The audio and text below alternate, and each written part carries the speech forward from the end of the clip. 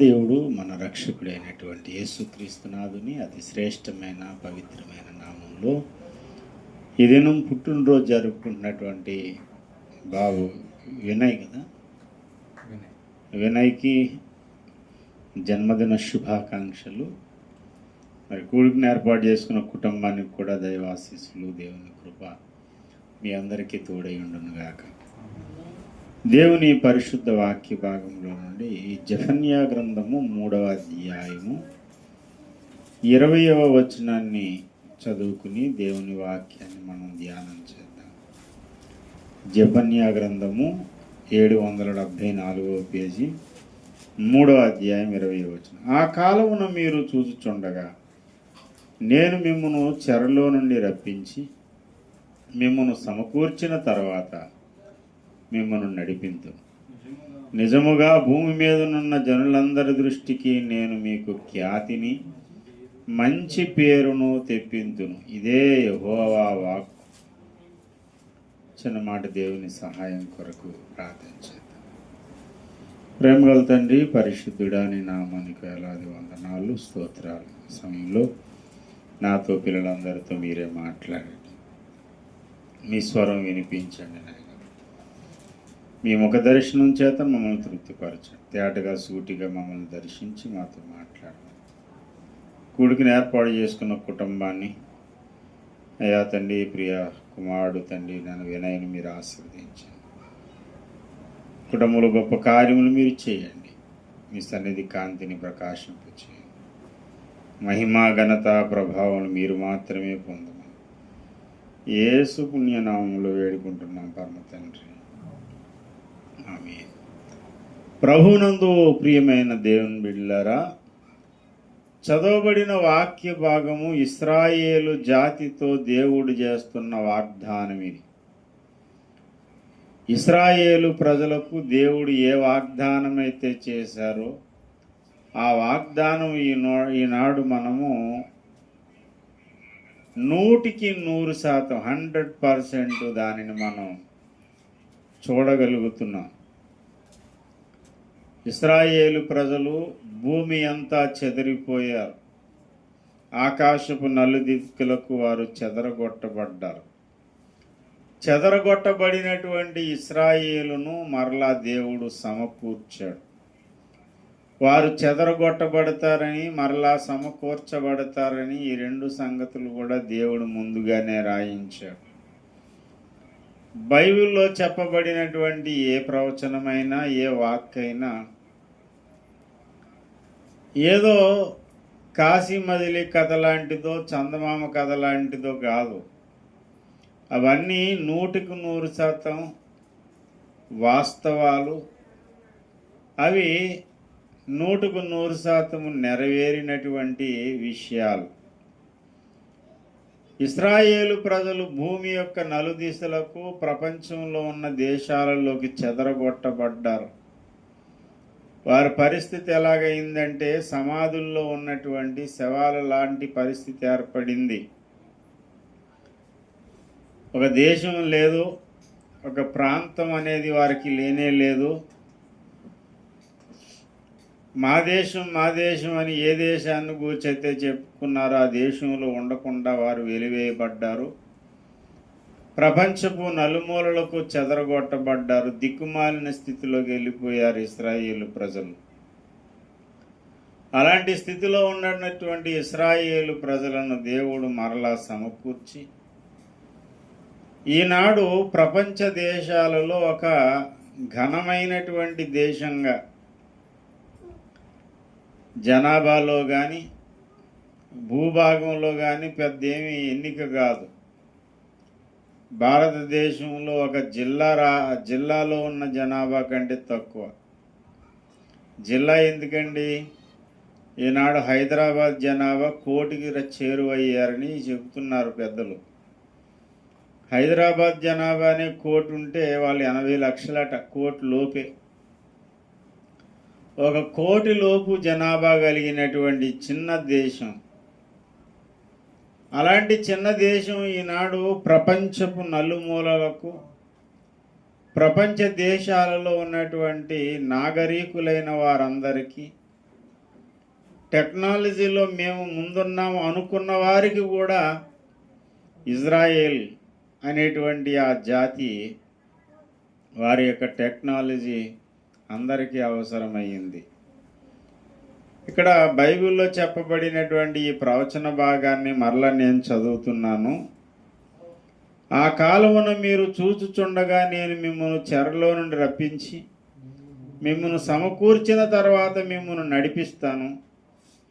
అప్పుడు నిజముగా భూమి మీదనున్న జనులందరి దృష్టికి నేను మీకు ఖ్యాతిని మంచి పేరును తెప్పిస్తాను. ఇదే యెహోవా వాక్కు. భూమి మీద ఉన్నటువంటి మనుషులందరికంటే ఎక్కువగా ఈనాడు చరిత్ర పుటలలో భూభాగంలో వెతికినా చాలా చిన్న దేశమైన ఇశ్రాయేలు పేరు వినబడుతూనే ఉంది. ఇది దేవుడిచ్చిన ప్రవచన వాక్కు, దేవుడు సెలవిచ్చిన మాట గనుక 100% నెరవేరి తీరింది. మరలా చెబుతున్నాను, నోబెల్ పురస్కారాలు, నోబెల్ బహుమతి పొందినటువంటి వారందరిలో 99% ఇజ్రాయెల్స్ ఉన్నారు. 99% అందరూ ఇజ్రాయెల్సే ఆ నోబెల్ ప్రైజ్ కొట్టిన వాళ్ళు.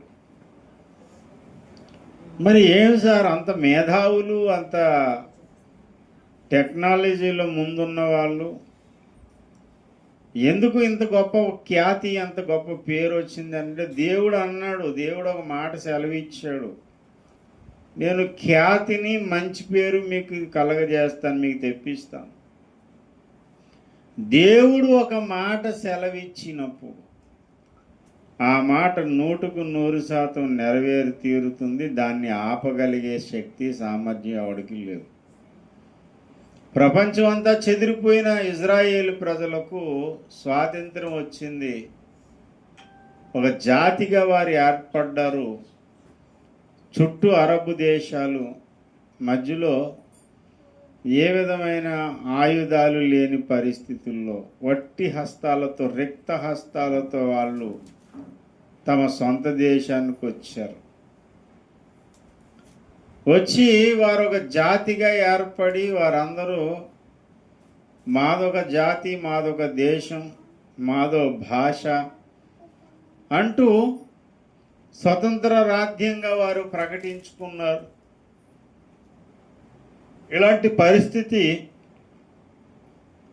ఇలాంటి పరిస్థితుల్లో వాళ్ళు నిలబెట్టగలిగే సామర్థ్యం, శక్తి వాళ్ళకైతే లేదు, కానీ జీవాధిపతి అయిన దేవునికి ఉంది.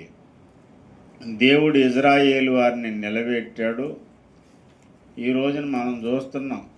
ఇది ఏదో నేను చందమామ కథ చెప్పట్లేదు, ఇది అక్షరాల నెరవేరి తీరినటువంటి మాట, ఆ నెరవేర్పు అందరూ చూస్తున్నటువంటి విషయం. ఆనాటి ఇజ్రాయేలు ప్రజలకే కాదు దేవుడు, ఇజ్రాయేలీల దేవుడే దేవుడు. ఆయన ఇశ్రాయేలీలకు మాత్రమే దేవుడా అంటే కానే కాదు, ఆయన అందరికీ దేవుడు.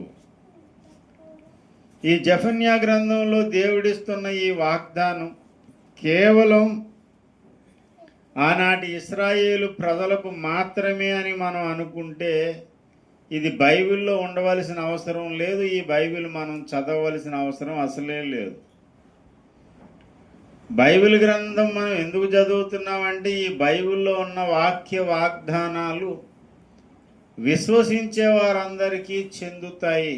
విశ్వసించే వారందరికీ అవి స్వతంత్రించుకున్న వారందరికీ చెందుతాయి. ప్రియమైనటువంటి దేవుని బిడ్డలారా, ఈ వాగ్దానము ఈ కుటుంబానికి, మరి ముఖ్యంగా ఈ దినాన్న పుట్టినరోజు జరుపుకున్న కుమారుడికి కూడా దేవుడు తన జీవితంలో నెరవేర్చాలని నేను మనసారా కోరుకుంటూ ఉన్నాను. అసలు పుట్టినరోజు కూడికలు ఎందుకు పెట్టుకుంటారంటే కేకులు తినడానికో లేదా మటన్ తినడానికో కాదు. మటన్ బిర్యానీ తినడానికి, కేకులు కట్ చేసుకోవడానికి అయితే ఇలాగా ఒక కూటమి పెట్టుకుని చేసుకోవసరం లేదు. ఇప్పుడు ట్రెండ్ మారింది. మిడ్నైట్ కేక్ కటింగ్లు పెట్టారు. ఒక బైక్ తీసుకెళ్ళి సెంటర్లో ఆఫ్ చేసి అక్కడ కేక్ కట్ చేసి ఆ కేక్ని కొంచెం వాడి నోట్లో పెట్టి వీడు బుర్రకాయ తీసుకెళ్ళి కేకులో పెట్టి కోడిగుడ్లు ఇచ్చుకుని మొహమే కొట్టుకుని ట్రెండ్. ఏంటంటే కొన్నిసార్లు ఏమవుతుందంటే అపశృతులు కూడా దొరుకుతున్నాయి ఇందులో. ఆడు ఊపిరి ఆడకుండా చేసేసి మొత్తం ఆ కేకులో ఆడు బుర్రకాయ పెడితే గాలి తగలక ప్రాణం పోయిన సందర్భాలు కూడా ఉన్నాయి. అలా ఎన్నో ట్రెండ్ ఈ రోజుల్లో నడుస్తూ ఉంటుండగా ఇంకా చింతకాయ పచ్చడిలాగా ఈ ప్రార్థనలు దేనికండి? ఏదో సరదాగా కేక్ కట్ చేసుకుని హ్యాపీ బర్త్డే అని చెప్పి ఆనందంగా కేకలు వేసుకుని కొట్టుకుని తిట్టుకుని చేసుకోవడం మానేసి ఈ మీటింగ్లు ఏంటి, ఈ ఈటింగ్లు ఏంటి అని ఎవరు అనుకోవద్దు. ఎందుకు ఈ మీటింగ్ అంటే ఊరికనే మనం కేక్ కట్ చేసుకుని వెళ్ళిపోకుండా ఈ మీటింగ్ పెట్టడం యొక్క ముఖ్య ఉద్దేశం ఏంటంటే ఏదైనా ఒక ఆశీర్వచనము, ఒక ఆశీర్వాదపు వాక్కు ఆ బిడ్డకు దేవుడు ఇవ్వాలని. దేవుడు దీవించాలి అంటాం. ఏ విధంగా దీవించాలి, ఏమని దీవించాలి? సాధారణంగా ఒక ఇంగ్లీష్ పదం మనకు వచ్చు, అదేంటంటే థ్యాంక్స్, సారీ, కొంచెం ఎక్కువైతే God bless you. God bless you. దేవుడు నిన్ను దీవించిన. ఏమని దీవించాలి? దేవుడు ఎలా దీవించాలి? ఏమని దీవించాలి? ఎలా దీవించాలి? ఒక్కోసారి సందిగ్ధం ఏర్పడుతుంది. దీవెన వచనం నోట్లో రాదు, ఏమని దీవించాలో తెలియని పరిస్థితి. నన్ను కూడా దీవించు అని అడుగుతాడు తండ్రిని కొడుకు. ఆ మాటకు తండ్రి అంటాడు, ఏమని దీవించాలి నా కుమారుడా నిన్ను? ఆదికాండము 27వ అధ్యాయము, ఆదికాండం 27వ అధ్యాయము 31వ వచనం. అతడును రుచిగల భోజ్యమును సిద్ధపరిచి తన తండ్రి యొద్దకు తెచ్చి, నా తండ్రి నన్ను దీవించున్నట్లు లేచి నీ కుమారుడు వేటాడి తెచ్చిన దానిని తినుమని తన తండ్రితో అన్నాడు. ఇస్సాకు అర్థం కాక ఏమని దీవించాలి అసలు? దీవెన వచనాలన్నీ మీ తమ్ముడు పట్టుకెళ్ళిపోయాడయ్యా, ఏమని దీవించాలి నేను నిన్ను అండి? 35వ వచనం. అతడు నీ సహోదరుడు కపటోపాయంతో వచ్చి నీకు రావలసిన దీవెన తీసుకుని పోయెను.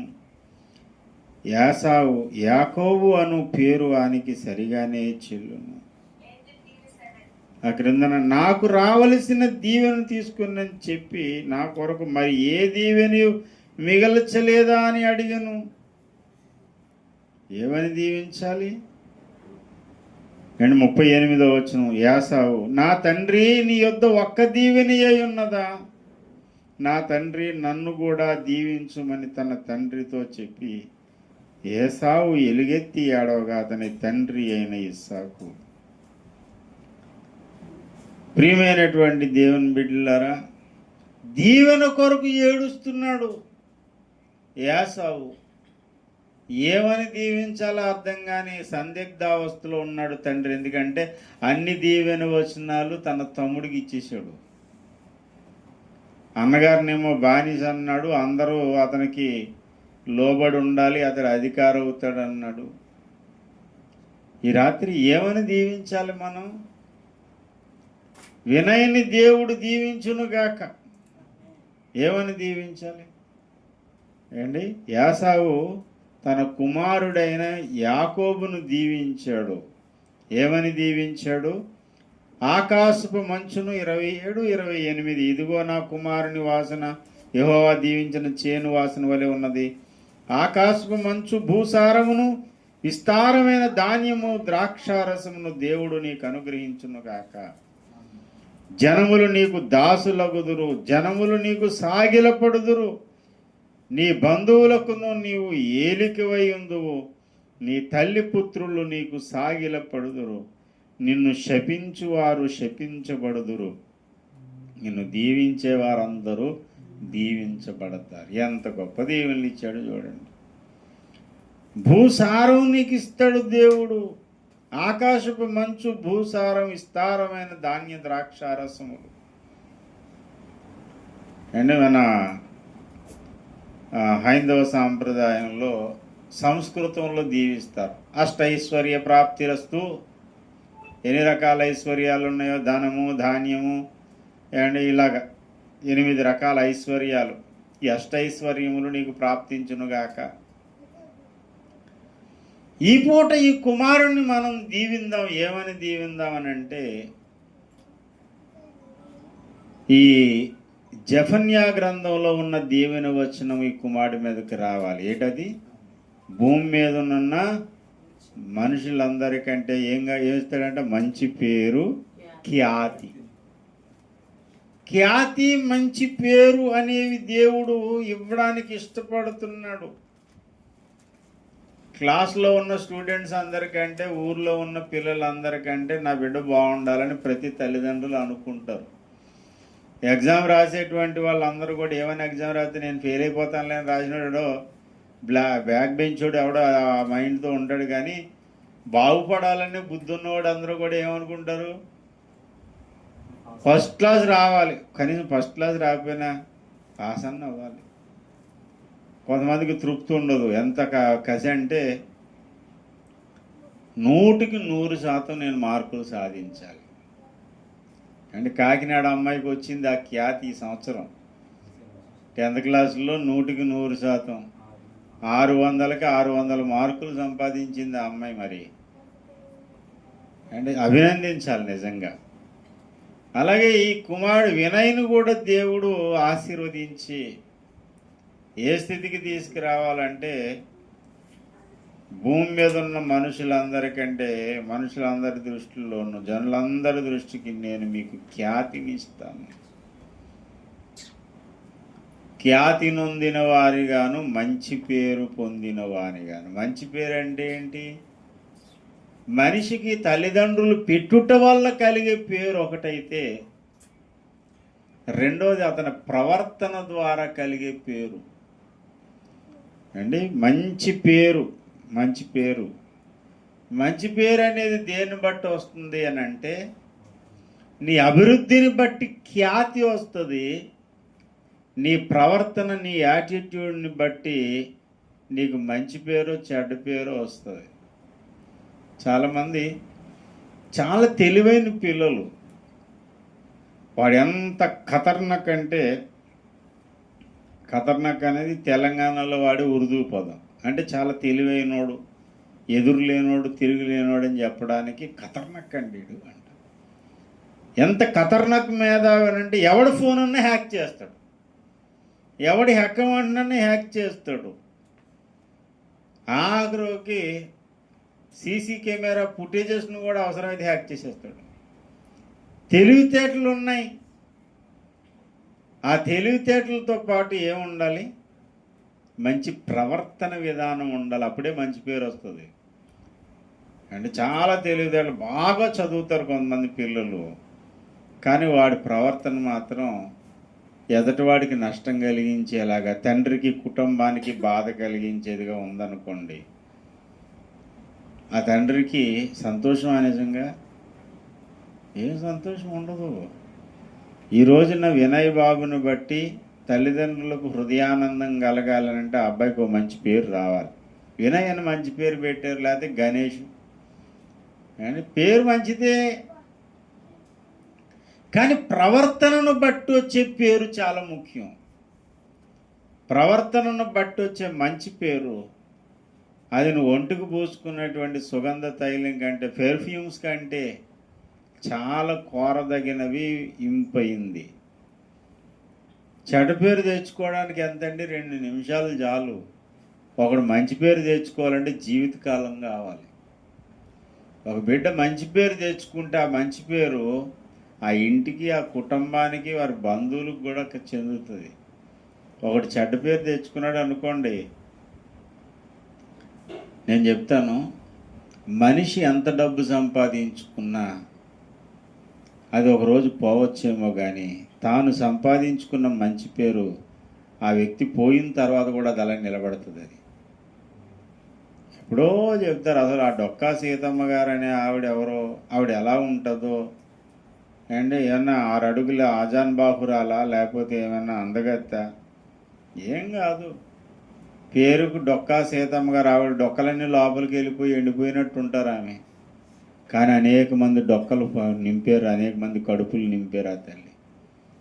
మదర్ తెరీసా అమ్మగారు వయసులో ఉన్నప్పుడు అందంగానే ఉన్నారు, కానీ వయసులో ఉన్న ఫోటో ఎవడో పెట్టుకోడు. ఏం పెట్టుకుంటారు? ముసలాం అయిపోయిన తర్వాత ఆమె ఫోటో పెట్టుకుంటారు. ఆమె తాను జీవించిన జీవిత కాలంలో ఆమె తెచ్చుకున్న మంచి పేరు తరతరాలకు చెరిగిపోని ఆస్తిలాగా నిలబడింది ఆమెకు. దేవునికి స్తోత్రం. దేవుడు నీకు ఇచ్చే జ్ఞానమును బట్టి నీకు ఖ్యాతి అనేది కలుగుతుంది. నీవు దేవుడిచ్చే కృపను నువ్వు సద్వినియోగం చేసుకుని ఆ కృపను అనుసరించి నువ్వు జీవించగలిగితే నీకు మంచి పేరు వస్తుంది. సంఘంలో మంచి పేరు తెచ్చుకోవాలి, కుటుంబంలో మంచి పేరు తెచ్చుకోవాలి. ఈ ప్రసంగం ఆ అబ్బాయికి కదా, నాకు నీకు మనందరికీ అవసరమే. కొంతమంది అమ్మాయిడు అంత గొడవ మనిషి అండి అని ఒక పేరు తెచ్చేసుకుంటారు. ఇంకా ఇంకేలేదు, కలహబోధ్యుడు అనమాట. అడిగి కలహం ఉంటే తప్ప ఆ రోజు కథ నడపదు. ఏదో అలాగా గొడవ ఉండాలి. ఊర్లో అందరితోనూ వాడితో గొడవ, వీడితో గొడవ. కొంతమంది తాగితే అందరితో గొడవ పెట్టుకుంటారు, కొంతమంది తాగకపోయినా గొడవ పెట్టుకుంటారు. ఈ గొడవ పెట్టుకోవడం ఇష్టం.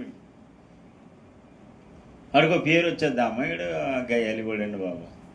కొంతమంది ఆడవాళ్ళు కూడా ఇలాంటి మహా తల్లులు ఉంటారు అండి. ఇంకా జీవితమే సర్వనాశనం. ఇంకా పెళ్లి చేసుకున్నవాడికి ఇంకా జీవితం నాశనం అయినట్టే లెక్క. ఇందాక ఏదో ఒక జోక్ చూసాను. ప్రేమించి పెళ్లి చేసుకుంటే మంచిదా, లేకపోతే పెళ్లి చేసుకుని ప్రేమించే మంచిదా అంటే ఆడంటాడు కదా, ఆడు ఇసిగిపోయి ఉంటాడు అన్నమాట జీవితంలో.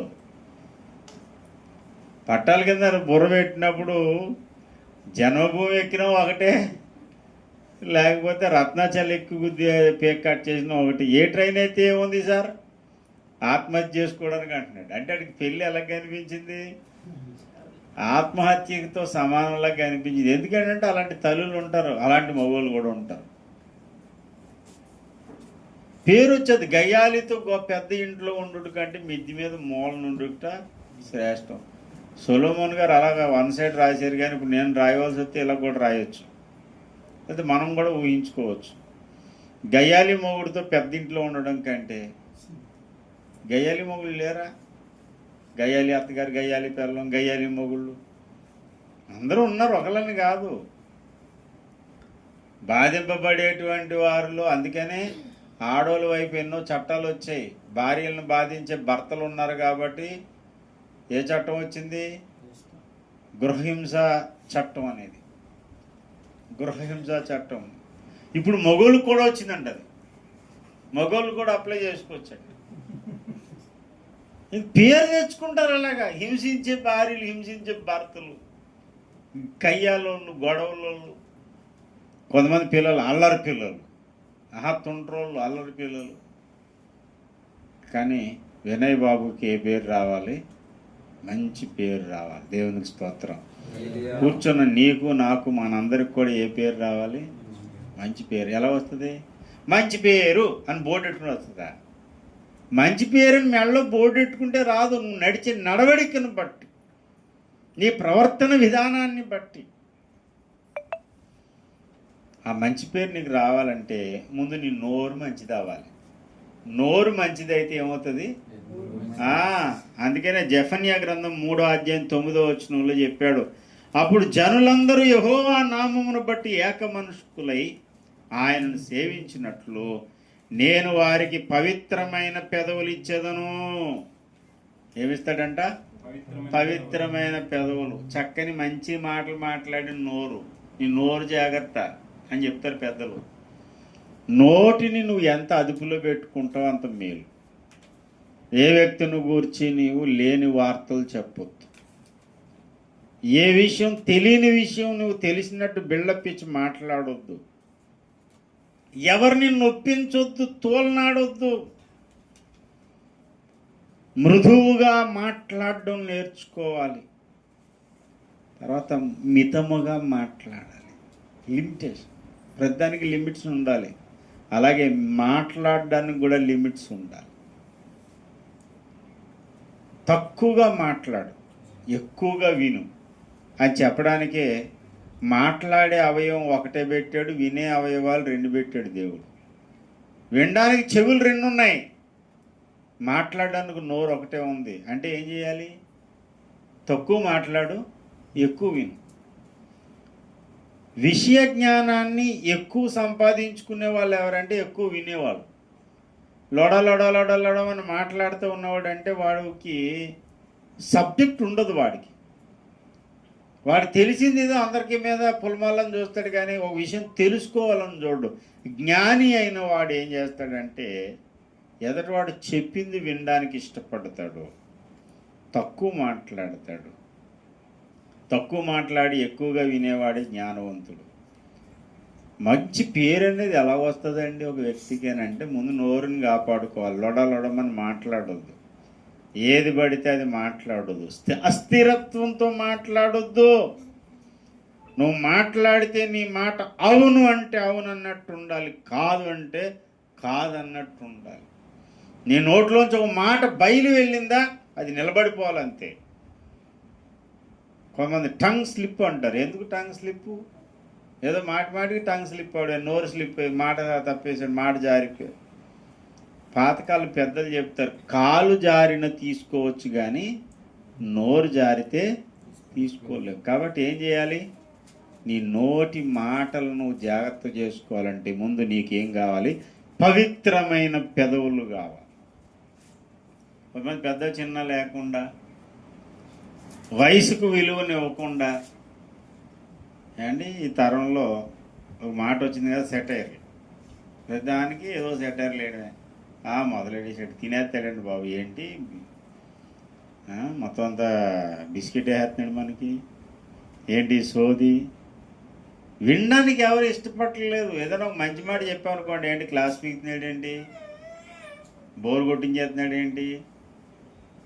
నోరు జారిసి మాట్లాడడం, నోరు జారినటువంటి వ్యక్తి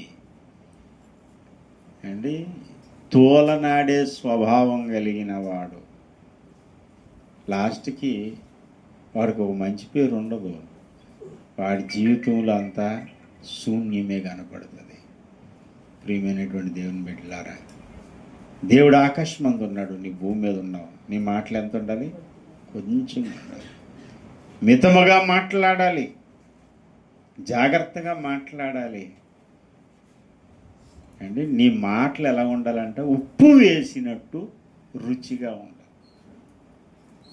ఎంత చక్కని మసాలాలు వేసినా, ఎంత మంచి మాంసం కూర అయినా ఉప్పు లేని కూర ఎంతమంది తింటారండి?